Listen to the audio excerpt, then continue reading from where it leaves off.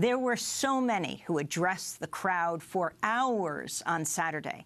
Among them, Cynthia Nixon, the actress best known for her portrayal of Miranda Hobbs in Sex and the City. Hello, brothers. Hello, sisters.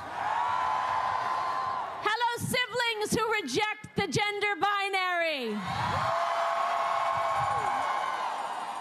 Welcome, and thank you for being here. As LGBT people, we know how important coming out is, but I would argue that our coming out has never been more important than it is right now. We need to come out not just as queer, but as people who know all too well what it feels like to be put in a box that says other, less than, easy target if you're looking for someone to bully, harass, discriminate against, demonize, beat up, even kill.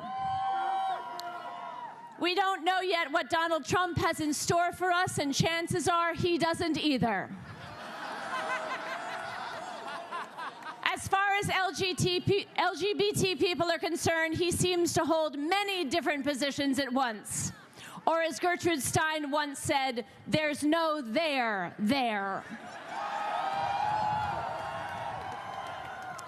He poses as our ally. He reassures us he would never let his administration roll back our hard-won rights.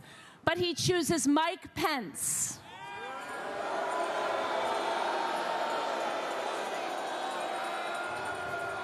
The poster boy for anti-LGBT rhetoric, legislation, and conversion therapy as his vice president. His son-in-law, Jared Kushner, and his daughter, Ivanka Trump, are supposed to reassure us that those closest to him are gay, positive cosmopolites. But the Kushners couldn't even get the president to mention Jews on Holocaust Remembrance Day. So not sure how much influence they really have when weighed against his desire to placate his base. We must fight hard and yell loud for ourselves. We have come too far to be turned back now, but we must fight just as hard and yell just as loud for Muslims.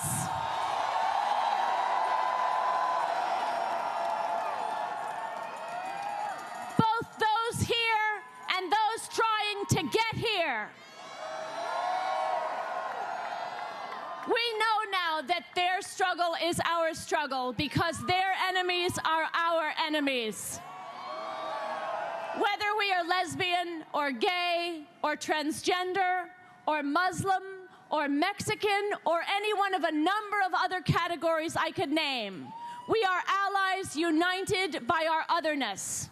And if we didn't know it before, thanks to Donald Trump, we know it now. And yes,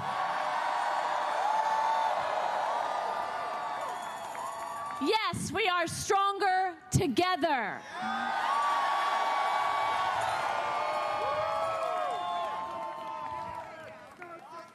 Seattle federal judge James Robart's ruling yesterday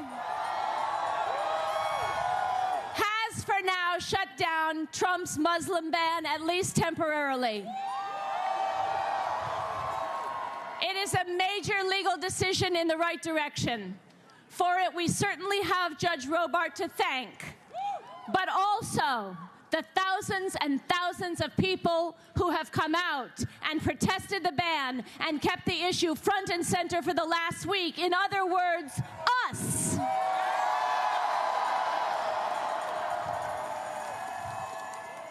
I was at a number of those protests, and I'm sure a lot of people here today were too.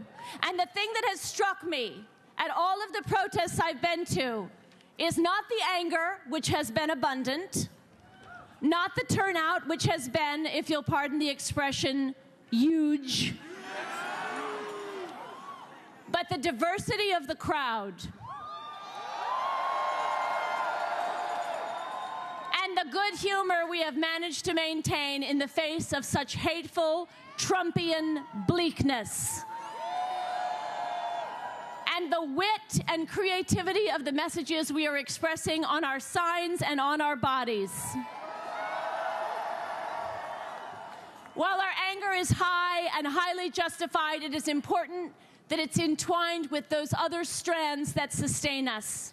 We cannot burn with anger 24/7 or we will flame out.